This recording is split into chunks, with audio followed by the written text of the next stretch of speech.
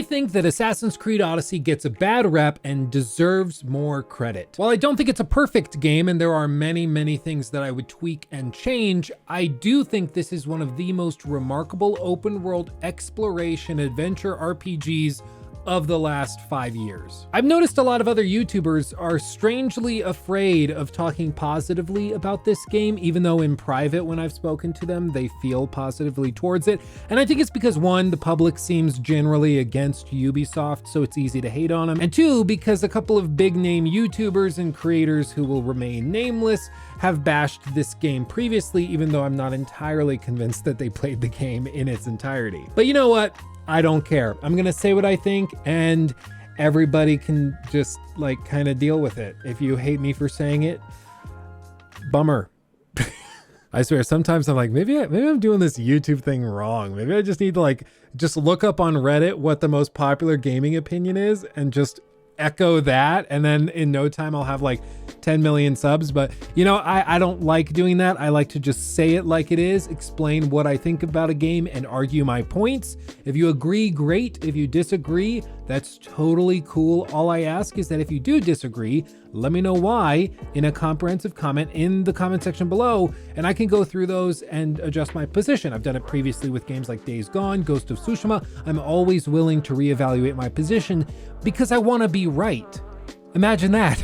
So if you think that I missed something or misconstrued something, that's great. I appreciate you. Let me know what it is in that comment section. Now let me outline a couple of things that this video is not going to be. For one, it's not going to be a series of complaints that I'm making because Assassin's Creed Odyssey isn't Assassin's Creed-y enough. I'm not gonna do that. And the reason I'm not going to be doing this is because it's actually a fallacy. It's a fallacy known as the fallacy of irrelevant conclusion, which basically just means that it's committed when the conclusion changes the point that is at issue in the premises of an argument. Special cases of irrelevant conclusion are presented by the so-called fallacies of relevance.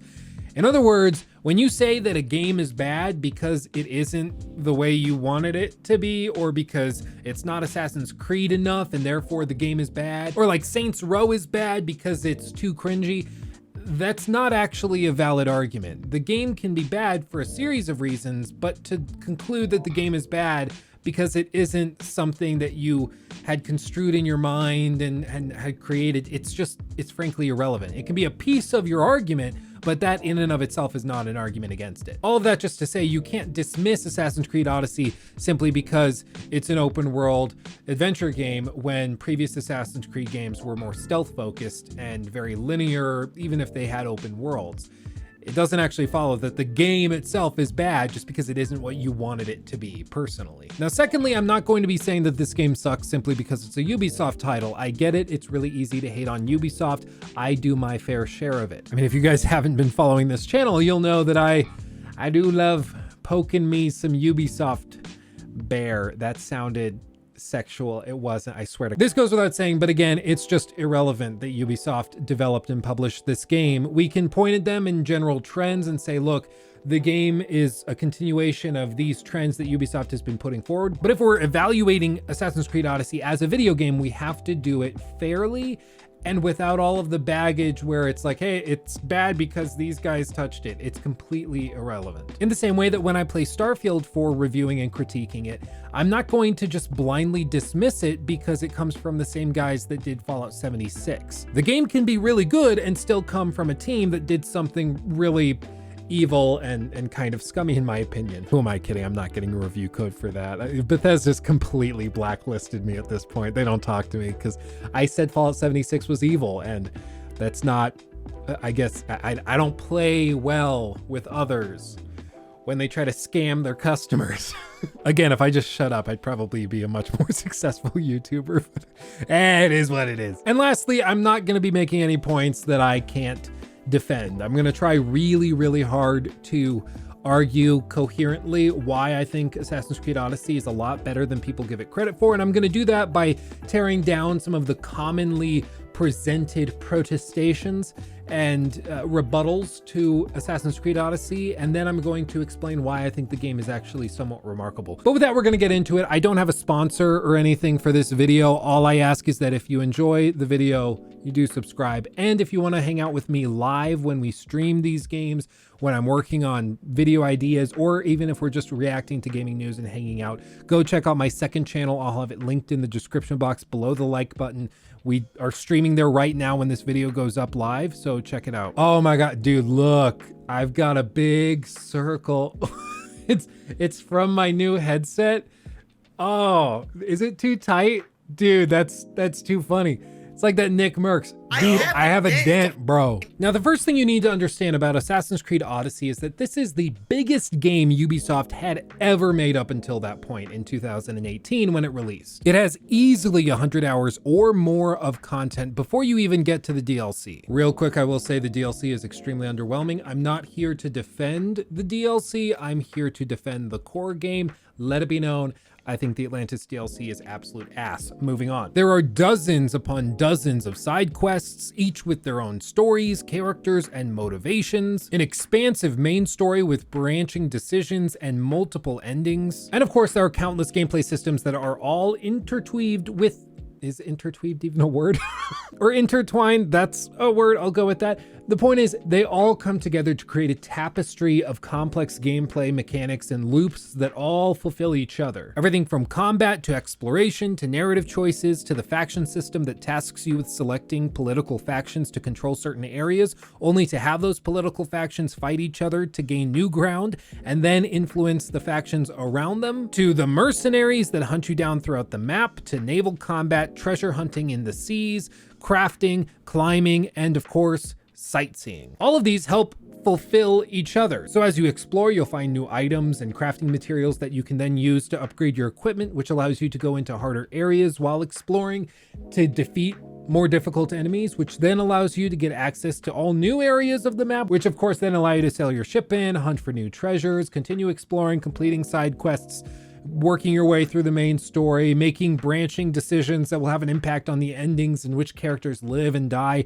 It all ties together very, very well. But okay, you're like, okay, I get it, Luke. There's a lot here. There's a lot, even if there's a lot here and it's really good, it seems like you're saying that it's all about quantity and not quality, which is a problem because as we know, whenever a game tends to focus on how much is there, they don't tend to focus on the quality of the things that are there. And that is absolutely a fair and valid question that I'm going to address right now. This has been the most common complaint without a doubt against Assassin's Creed games over the last 5 years. It's simply that these games are too big, they are too bloated, and that they should have had a more narrow scope when developing them. And they force you to engage with lame and boring side content that is frankly uninteresting. And I largely agree with this protestation, especially when it comes to Assassin's Creed Valhalla, a game which I somewhat famously refer to as, what was it again? An absolute travesty.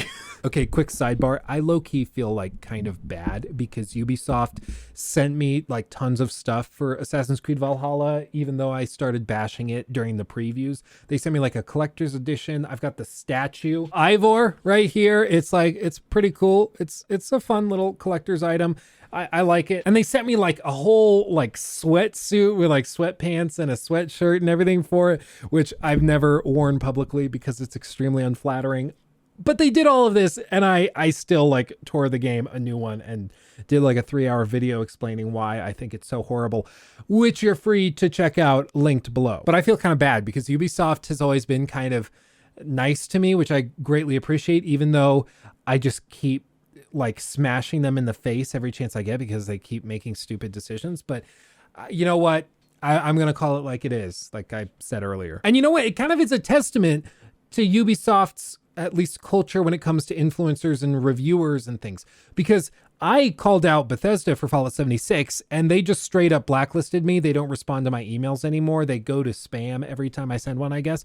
But when it comes to Ubisoft games, they continue to send me review codes and they still like give it another chance. We'll see if Luke likes this one. And you got to give them credit because lesser companies and studios would just like cut me out and be like, no, he doesn't like the stuff we did, so we're not going to send him any more review codes. But they keep doing it. So I don't know. Maybe they're just into like this weirdly one-sided relationship that we have, or they just honestly care about valid feedback. But either way, I think it's a point in their favor. Now back to the point of being too bloated and not having a narrow enough focus. Assassin's Creed Valhalla is a great example of this, especially an example of when it goes badly. You see, Valhalla's issue is that to maintain a decent level for all of the main content, which will take most players between 70 and 100 hours to complete, you need to either grind out side content in order to keep up with the leveling that gets steadily more aggressive, or buy an XP booster. Yeah, did you forget about those? Yeah, XP boosts. Ubisoft for the win, yeah! Blah, blah, blah. And honestly, the same is true of Assassin's Creed Odyssey. If you want to keep up with the main story levels, you need to complete side content or get a XP booster thing for $5, which allows you to basically bypass all of the side content, which has always struck me as weird. Like, you pay more money to play less of the game. It's weird to me. But we can all agree XP boosts are remarkably stupid. You will not hear me arguing or fighting you on that point. So let's just move on from that. XP boosts, stupid. That leaves us with the side content. And for this, I want to do a little hands-on time with the game. That looked creepy. Here, I want to do a little hands-on time with the game and figure out which game has the better side content. We're going to go through some sections of Assassin's Creed Valhalla and Odyssey, check out what they have to offer in terms of side content, and see which game offers the better experience to players. Okay, we are inside of Assassin's Creed Valhalla. Forgive the costume change. I may or may not have gotten distracted for about 18 hours. We're back. We're here to have fun though. Okay, let's go. So I pulled up a save from pretty late in the game. If I pull this up, you can see I'm level 295 on this save file. So it's pretty far along the way. And all I want to do is demonstrate the difference in quality of side content. So in Assassin's Creed Valhalla, you see we have a pretty expansive map. If we zoom in on certain sections, you can see a bunch of stuff marked throughout the map. Now, it's not the standard side quest here, start it, and then it'll get added to your journal, and then you can work through them one by one. It's a little different. You see, we've got a ton of dots sprinkled all over the place, including these bigger markers for armor pieces, for large sections which contain wealth. Little puzzles usually are tied up in those. Raids that you can do with suggested power levels, basic combat, you get some loot from it, and things like that. But all told, it's comprised of these white, blue, and gold dots for the most part. And each of these represent either wealth, mysteries, or artifacts. And these replace pretty much all of the side content in this game. Like there's no side content quest journal for you to track. We have this page, which pretty much walks through the larger tasks that you are expected to complete, but there's no rolling side quest journal. It's gone. But I mean, how bad could these quests possibly be? Let's check it out. So you see up on the compass there, we have a blue marker. Okay, and it just popped up with this interesting little sigil. What that represents, if we zoom in on it, are called world events. And you'll see what that means. It's basically just little dynamic things that you'll encounter as you run around. So if we come up to this guy and just say hi. This is your house? I set my key down, only to watch it fall into the river. My name's Bron. Hi, Bron. Okay. Ah, a Dane. I have an object inside that you'd be interested in. The legendary horn of Ragnar Lothbrok. You have Ragnar's horn. How can you know it was his? You have me there, friend. I cannot be certain. It's a very old Dane horn. Help me into my house. You can judge for yourself. All right, and now we can track this little quest, and we start on a little thing. And if we don't want to complete that one, we can run over to this other dot and discover what's there. It looks like this is gonna be probably some combat encounter, I would assume. Let's get up close. Ooh, what's this? And in case you missed it, these are little puzzles where you have to like match visually the thing that's projected onto the object, and then you've got to align your perspective just right. It's kind of a fun little thing, but it's just a little little tedious. It's not my favorite, but it's something. Or if we want to investigate one of the gold dots, we can just ride straight up here and see what that has to offer. Let's see. Oh, it's beneath us, like right underneath us. Okay, so we got to look for a cave. Oh, there's a cave. Let's run in here, see what we're looking at. Oh, it's like a thingy thing. We gotta blow it up. Is there like a jar? Yup, right there. Let's pick it up. I will say, right now we're playing on like ultra quality. Everything is very, very high in terms of settings, of course. Even though I live in Colorado, I'm not high while I record videos.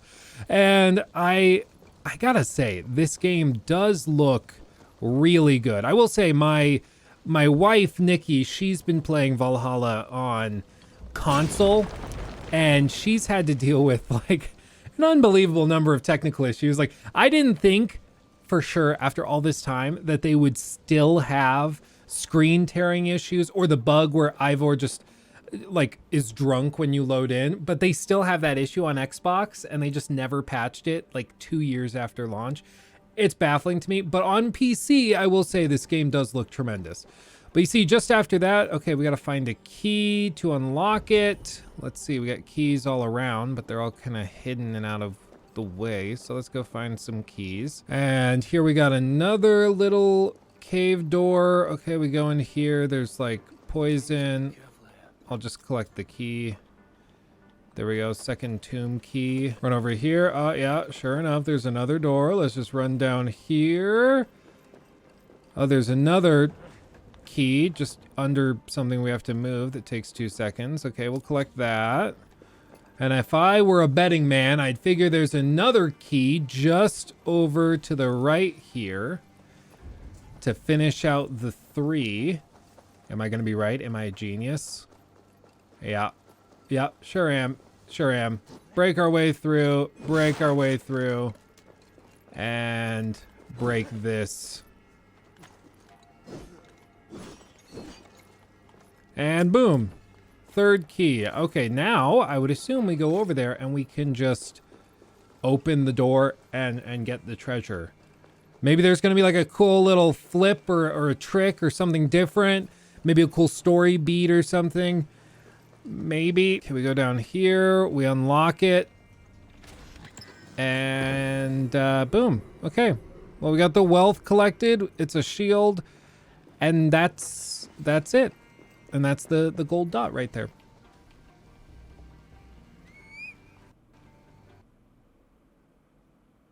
Oh, no way. The game crashed. That's tremendous. I love that. What a fitting pausing point where we can talk about this. So let me be clear. I think that there's a lot in Valhalla. Like I said, Valhalla is all about quantity over quality. So the quality of the side content is really inconsistent. Sometimes there's a story that has interesting characters and ties it together. My favorite mission that I can remember of just stumbling upon was actually something that happened on live stream, where I was just walking through like a meadow across a river, and then I see a guy in the distance baptizing people, and there's all sorts of bodies floating in the river along the way, and I was like, oh my god, this guy's drowning people. And I get closer and I realize, oh no, like he's baptizing everybody. He's just doing it very vigorously and drowning them, and he's like, oh, they were unworthy, and then they drift off, and then he tries to baptize the next person, accidentally drowns them and passes them on to the next thing. It was actually kind of cool and kind of fun. And then he sicks a giant like 7-foot nun on you to beat you up, and it's memorable. It works, you know. That was a cool moment. But the problem is I can only think of like a handful, maybe 2 handfuls of interesting and memorable moments in the entirety of Assassin's Creed Valhalla, which for a 100-hour campaign is not great. And that's frankly because the overwhelming majority of the things that you'll be doing are like those gold challenges or the white one where you're just going to be going through and trying to complete various puzzles or running around doing busy work collecting keys from different caves where you have to run out, move something, grab it, go out, go to another place, break a jar, get a key. And it's content, sure, but it's not very fun or engaging. And honestly, it gets really old after just a little while. And like I said earlier, the story of these last few Assassin's Creed games is that too much of a good thing is a bad thing. I think Valhalla would have been received a lot better, including by myself, if it were 30, 40 hours and it was just lean and it gave you all this stuff. And then they can give you extra stuff in DLC or expansions or maybe at like as part of the end game or something. But because they take the main story and stretch it out over 100 hours, requiring you to do all of this tedious side content, it's just not very fun, and it gets very, very boring very quickly. But now let's look at Assassin's Creed Odyssey, which is the titular topic of this video. So this save file is about 40 hours into the game. I just selected one kind of randomly that I have backed up on this PC. And so this one is fairly far along in the game. You can see our Alexios is level 41. Also, for the record, I think you should play as Cassandra. I just think her voice acting is a good chunk better than Alexios's, but you know, we're playing with Alexios. We're going to roll with it. And you can see really the scale that we're dealing with. You can see right here, we're sitting on this perch. If I turn around, you can see the other islands that we're dealing with. Like, they are all the way out there, and all of those places are explorable, have all sorts of things to find. But like, look at this. The game is just freaking massive, and every little area of this map has side quests, and every side quest has a story tied into it. But okay, we've got a bunch of options here. You can see I've got level scaling set, so as I level up, all of the areas I've previously been to come up to my level so that I don't end up having like a stupid easy time if I ever return to an area from before. It always maintains a certain level of challenge, which I just personally prefer. But you can see this one right here on Milos has a side quest. So let's just select that one randomly, fast travel here since we've been there before, and see what that side quest is like. Again, this is very different from the design strategy they had with Valhalla, where they just sprinkle out a ton of little bits and pieces, occasionally giving you a decent side quest mixed in with all of this other busy work. Because here, what they do is they have dedicated side quests, which have a lot more effort put into them. And they do still have some dynamic world events and things that you can discover, treasures and things. Those will usually be marked with these question marks, interesting locations that you can go to. Like you see in here, we've got tombs that we can go to. Over here, we've got the Acropolis of Argos, which has a captain, a bunch of treasure in it. So they still have locations like that, or photo opportunities that people have taken, which I personally really like this in these open world games, where they allow you to take a screenshot and share it with the community. So you're like, ooh, that's pretty, I want to go there. And then you can go there just based off of recommendation in the map. I just find it cool. But that set aside, all of the things that we saw in Valhalla are here as well. It's just communicated and structured in a much different way.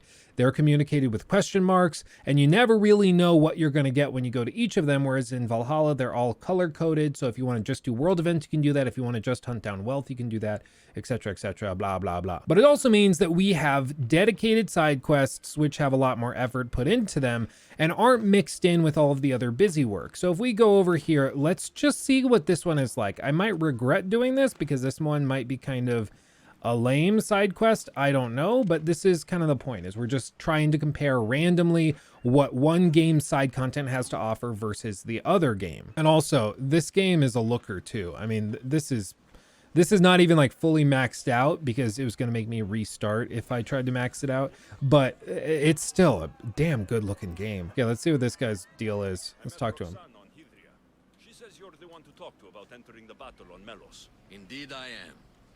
My name's Drakios. So the first thing I noticed, for one, we enter a cinematic camera system where we have dedicated camera angles that are dynamic, very akin to The Witcher 3, where you actually see carefully placed camera angles that communicate the message of the scene much more effectively than just a spin around camera like we saw in those side quests with Assassin's Creed Valhalla. There's a reason they do it that way in Valhalla. It's because it's a hell of a lot easier than creating this dynamic camera system that does all of this well and dynamically, but it still is pretty clear. I think this looks a lot better for side content than Valhalla's camera looked, where you can just spin the camera around freely while the guy's rambling at you. You can also see that there's a lot more opportunities for dialogue choices. Let's increase our braggadocio. Let's say we're deadly. How I make my drag me.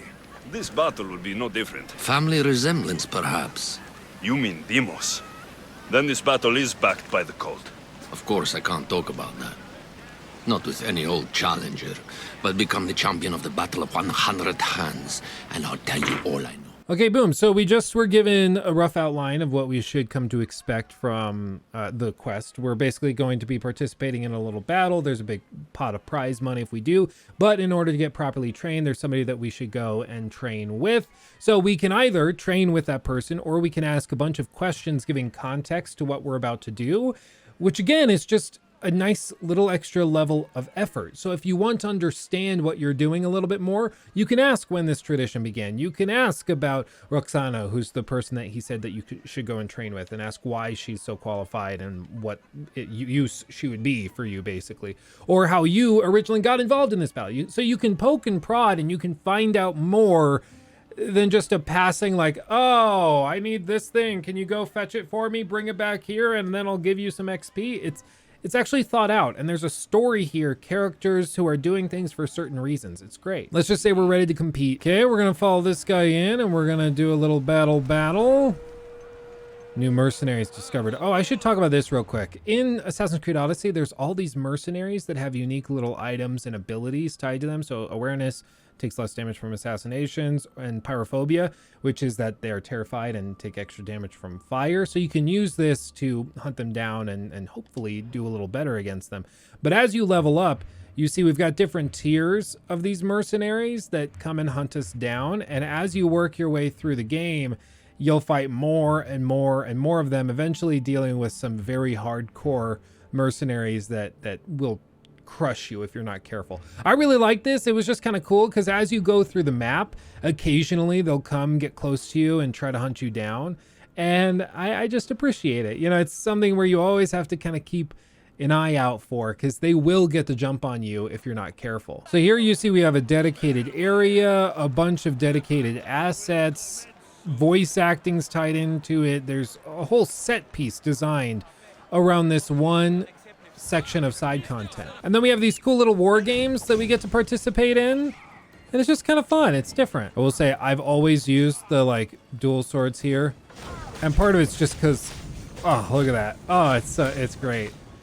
It's just vicious. Quick dodge, whack him. I'm just whacking all these guys off. I'm whacking them off one by one. Oh yeah. And again, this is the type of thing that you will be expected to do when you're grinding out for that finishing section of the game in the last third, when you need to level up to get to the final bit of content in the main story. And this is why I say I agree that there is a grind in Assassin's Creed Odyssey, but it's like too much of a really good thing. Whereas in Valhalla, it's just too much of the occasional good thing and a lot of garbage. So it ends up being just dreadful. And so to be honest, the tale of the tape when it comes to Odyssey versus Valhalla is that in one game, the average side quest has a ton of effort put into it, has a story based around it. It's got characters which have unique motivations that all tie together. It's just a very high effort thing. Whereas in Valhalla, it's extremely, extremely low effort. It's just sprinkled with a bunch of garbage that I don't find particularly engaging. And in my opinion, humble opinion, it is not even close. Okay, let's run down here. I'm guessing this is where the last guys are. Oh, this guy's climbing up the ladder. Should we Spartan kick him? This is Sparta!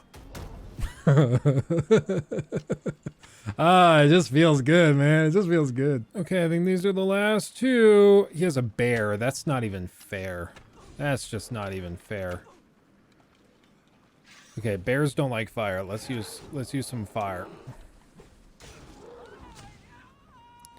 Yeah, oh, there we go. Yeah, see, bears hate fire. And bear in mind, like, this is technically a side quest. I've spent like 30 minutes going through this section of the game, and it's just a side quest on like your regular playthrough, and they put this much effort into it. The difference in quality is just, it's night and day. Okay, let's go talk to the dude. We get a dedicated cutscene. Is there a final challenger? Indeed there is. Ooh. Patience, Alexios, patience. Tell me, Drakios, is it Roxana? Is she alive? Your final challenger approaches.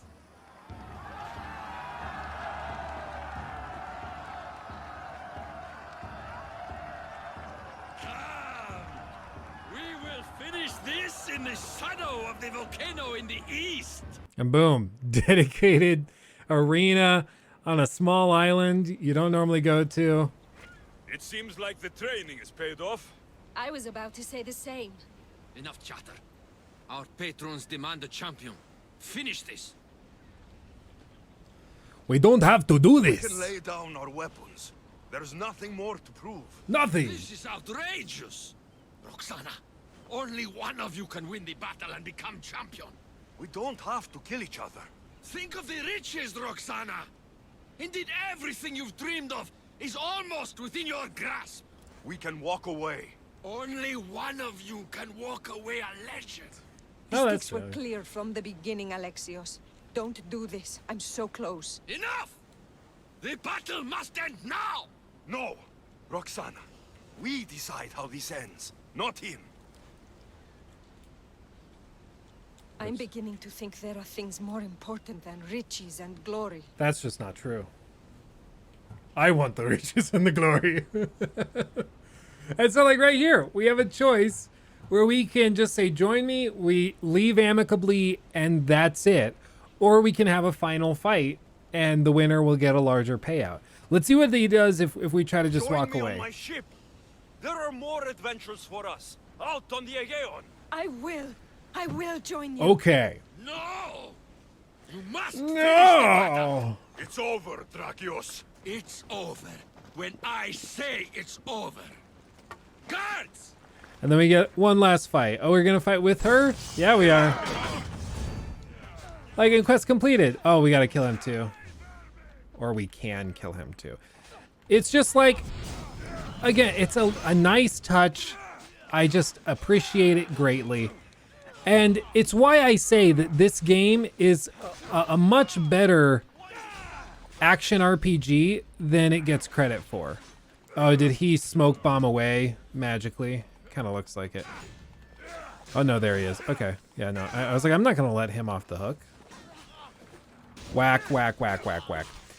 And like, again, you can have problems with Assassin's Creed Odyssey for not being like a classical AC game, but that's a different claim than it's not a good action adventure RPG. And that's because, like, as an action adventure RPG, it's actually pretty good. Like, I don't love all the supernatural stuff. Like, I'd prefer it if it weren't there super aggressively, sure. But do I think that the game is bad inherently because of it? No. But as a fantasy RPG, I think it's top notch. And then one big finisher, whack, whack, whack, and it is finished. And now she joins me on my ship. And we can just go have adventures together. She's now a member of your crew as you sail around. Also, do you like my horse? I skinned a tiger lion thing and stretched it over my horse. It's kind of a weird, kind of sick, messed up thing to do, but I think it looks cool. And in that moment, I just perfectly defined like all of the issues with consumerism and modern like fashion. It's like kind of really messed up, but it looks cool, so that's it's okay. Oh, like this is interesting. I just came up here on this like little lava pit at the top of the volcano, and there's just a helmet sitting there. Oh, and that's cool. I didn't even realize that. So because we're in such a hot area, if I shoot the arrow, it lights on fire immediately because it's so hot up here. It turns into a flaming arrow. And I just double checked because I was about to be worried I made a fool of myself. They're regular arrows. These aren't even fire arrows, and they do it. I mean, that's pretty cool. You got to give them credit. That's pretty freaking cool. That's a good touch. But once again, I think it's a great example of how Ubisoft can put really cool things into their games and can have cool features and dynamic things such as, you know, fire arrows that are just lit from the area around you being extremely hot, like next to a gigantic lava pit. But they're not very good at communicating those cool details. And I think they could really benefit from like a Todd Howard character who can go up on stage and really clearly and concisely explain what makes these games so cool and all of the nice little tricks that they're pulling. One of my issues with Odyssey back when it launched was that there was basically no marketing for the game, even though it ended up being tremendous. And then of course with Valhalla ends up getting a ton of marketing, even though in my opinion, it's extremely lackluster. But you know what, that's a topic for another video. So all that to say, the side content and the quality of it is just not even close in my mind. And it's not just these quests that we looked at here today, but also in Odyssey, there are countless that come to mind immediately that are memorable and that I would gladly replay again, such as the Stupidio questline, which of course I made a dedicated video on years ago that ended up doing millions of plays, tons of people saw it, and it was just basically a commentary on how good the side quest design was in Assassin's Creed Odyssey. I'll have that video linked in the description box below, but that questline is so hilarious and insane and has so many twists and turns. I can't talk it up enough. Go watch that video, or go watch like a dedicated video on that questline. It's just tremendous. I don't want to spoil it in case you haven't seen it, but it's tremendous. Or there was the time that I helped an old lady get a bunch of ingredients for an ancient Greek Viagra, basically, because her partner was so old that he couldn't get it up regularly. So you go and help her collect the items, and then at the end of the quest line, you can just like basically take it yourself and have a good time with the old lady yourself. It's kind of fun. Or the time where you help like a little girl collect a bunch of stuff for her new friends, and after you do this big quest line getting stuff for her to give to her friends and everything, you realize that her friends are just a bunch of clay statues that she's made because all of her friends and family are dead because her village was raided, and it's like super depressing and sad. And it hits you all of a sudden. That's like super memorable. I'm not gonna cry. You're about to cry. Shut up. Or the side quests that I bring up all of the time when I talk about Assassin's Creed Odyssey, which is where early in the game you can choose to save a family that's on Kefalonia that's become sick with the plague. And basically a bunch of protectors from the main city have gone to that area of the island and have started burning the bodies and killing anybody that remains still infected so that they don't then infect other members of the community, which of course on an island can lead to disastrous endings if you don't rectify the situation. You can choose to stop the guards from executing the family, trying to stop the plague dead in its tracks, or you can go in and just let them do their thing. If you let them do their thing, they kill the family, they burn the bodies, and when you return to Kefalonia, the island, hours and hours later, everything is totally fine, back to normal. You won't even notice anything's wrong. But if you interfere and stop the guards from executing the family, when you go back to Kefalonia later, you will be shocked to see the sheer number of body piles, of abandoned houses. The stench of death is in the air because you let that family live, and they went on to infect the rest of the island with this sickness that they had. And it's all because of one small decision you made in the opening hours of the game that then basically damns an entire island to death. It's fantastic. I mean, I don't mean like damning an island to death. It's fantastic. I mean like the option and opportunity to make that decision is fantastic. You know what I mean. I don't like plagues. I don't. The point is, the quality of the RPG element in these games, it's just not even close. Odyssey is on a whole other level when it comes to the quality of the decision-making, the branching narratives, the stories that take place within side content. It's in another realm. And like I said earlier, I bring up all of this side content stuff when we talk about the quality of Assassin's Creed Odyssey because the late game grind is the most commonly referenced issue with both Odyssey and Valhalla. And it's of course my biggest gripe as well. But I think it's important to note that this grind is almost entirely dedicated and relegated to the side content that you'll be completing to level up for late game quests. And like I said earlier, the side content in Odyssey is miles ahead of everything and anything that Valhalla has to offer. So while I would assert and agree that Assassin's Creed Odyssey's grind is still a grind, it's like being forced to do a whole flight of margarita shooters. It's like really awesome and you're like, stop, it's too much, stop it. Whereas Valhalla is like a series of natty light shooters and it tastes like actual urine as you shoot it back, but you just have to do it because you have to get to like the end, which is maybe like a Bud Light. If you like natty light, maybe like Bud Light. And so it's like, there's a prize at the end of it, which is completing the game. But to get through it, you got to drink all this piss water. Whereas in Odyssey, it's actual like fun stuff and good stuff as you work your way to the big fishbowl margarita at the end of it that is completing the game itself. Just very different. I'm thirsty, can you tell?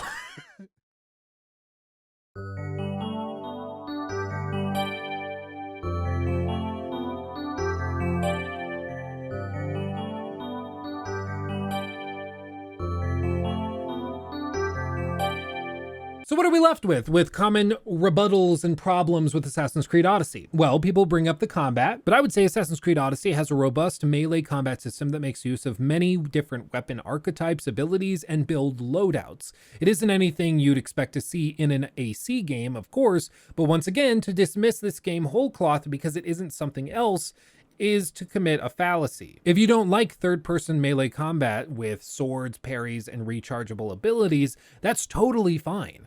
But I would insist that this combat system is robust enough to keep players engaged in the long term if they like this type of system. Like I said earlier, others will critique the inclusion of supernatural elements in the game, such as minotaurs and cyclopses, poison effects and fire effects on your swords, which I totally understand. And like I said, I would personally prefer if they didn't have that. Maybe if it was like a bleeding effect because the weapons are sharpened in a certain way, or like serrated edges on certain weapons, which make people like basically you can't regenerate health as quickly, or enemies don't regenerate it at all. Things like that could be really, really cool and more grounded. I would personally prefer that. But again, is the game bad just because it includes those things? No. And I would also say there's a couple of other problems with bringing up, like, I don't want supernatural stuff in my Assassin's Creed game.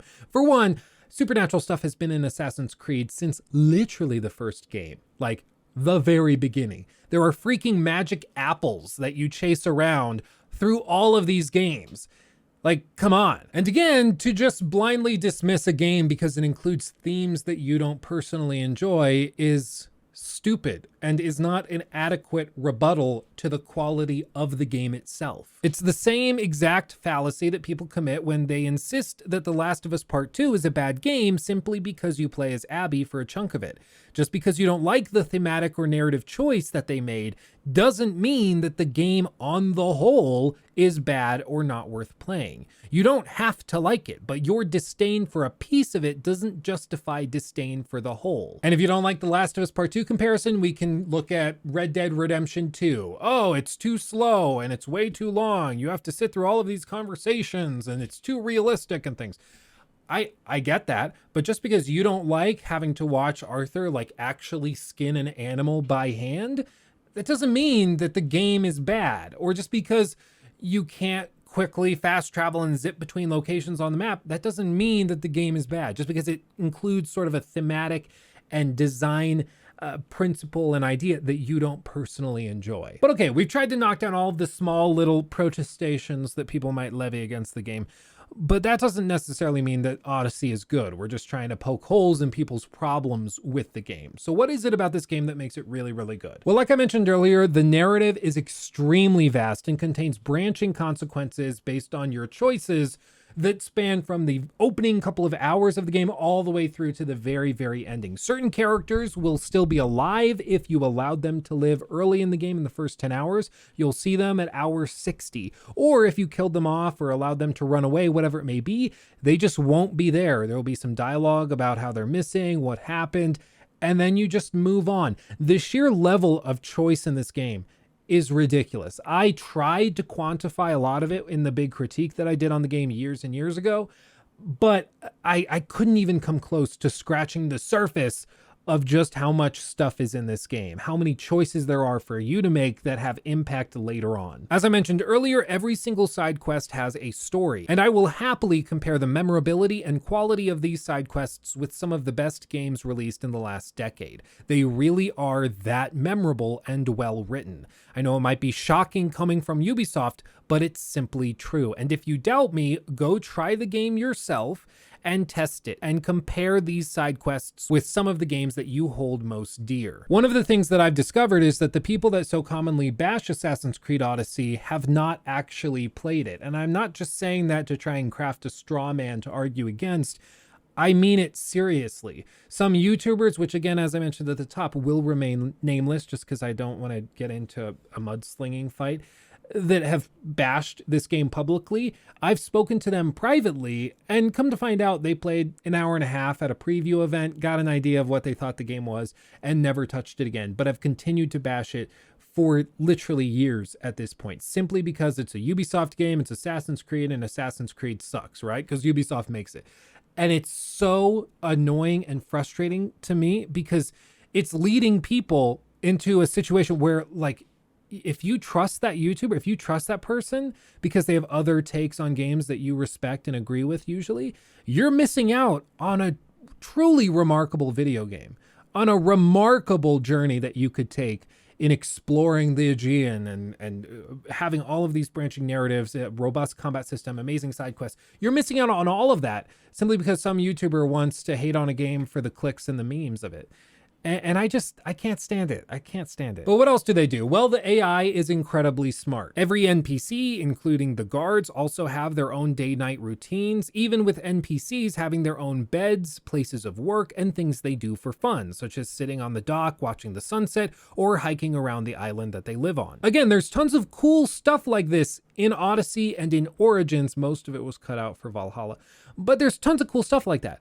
They're just really bad at communicating it with people so that they know to look out for it and to see it and appreciate it. And it's so frustrating to me because like there's a lot of stuff they do well in these games that people just have no idea about. Of course, the game is also expansive. It's freaking gigantic and there's always a new place to explore and sights to see and people to meet. And paired with that, the sense of exploration, the unbridled freedom, and the joy of discovery is truly tremendous. Very few games manage to present a world that's easy to get lost within, and Odyssey is one of them. Other games that do it really, really well would be the likes of Red Dead Redemption, Grand Theft Auto, Breath of the Wild, Skyrim. Those types of games do it remarkably well, and Odyssey is no exception.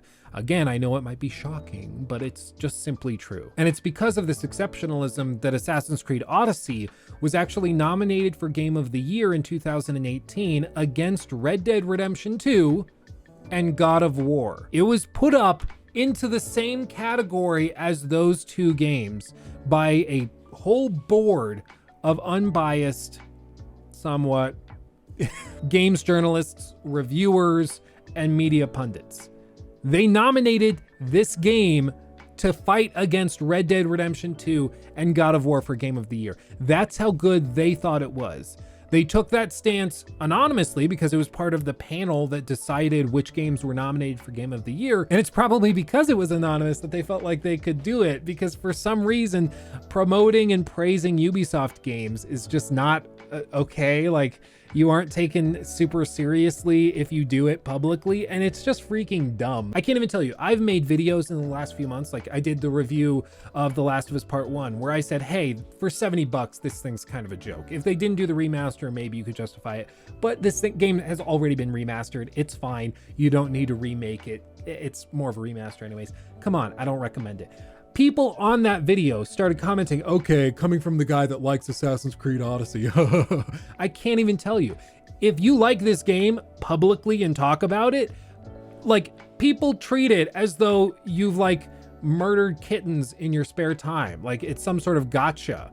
It's insane, and I don't know why. So this video is an attempt to buck that trend and to introduce more players to this game that they likely haven't given a chance because there's a bunch of troglodytic buffoons on YouTube, Twitch, everywhere else that bash the game simply because it's the popular clout chasing thing to do. As I mentioned earlier, maybe I would be more successful on YouTube and have like 1 million subs or something if I more commonly like towed the line and just did whatever was popular. But I don't really go that way. I'm going to tell you what I think and explain why I think it.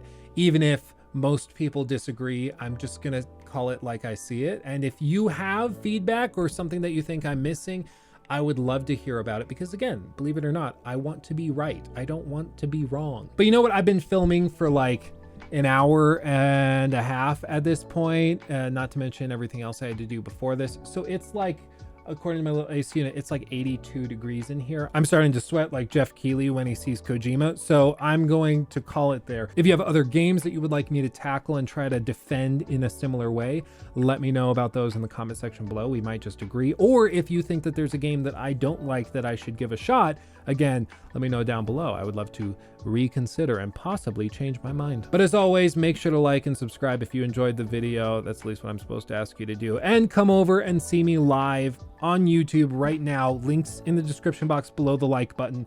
Hang out, chat. I'd love to see you. And lastly, of course, a huge thank you to everybody who has hit the join button below. It's a way to become a member of this channel, and it financially boosts your support of me. It actually does help. It has a quantifiable difference, so thank you for that. And of course, everybody who's done like super stickers and super thanks and everything like that on recent videos, I greatly appreciate that as well. As you guys know, I recently got rid of my Patreon. It's complicated. I'll put up a video on the live stream channel, again, linked below, if you want to hear all of the reasons I did that. I won't get into it now, but if you'd like to support me financially, that's a great way to do it. But with that, I'm going to turn the AC on and veg out and play a game that I'm working on a review for in the next week or so. Hint, hint, nudge, nudge. I wonder if you can guess what it is. I'll leave it there. Much love. I'll see you in the next video. Bye-bye.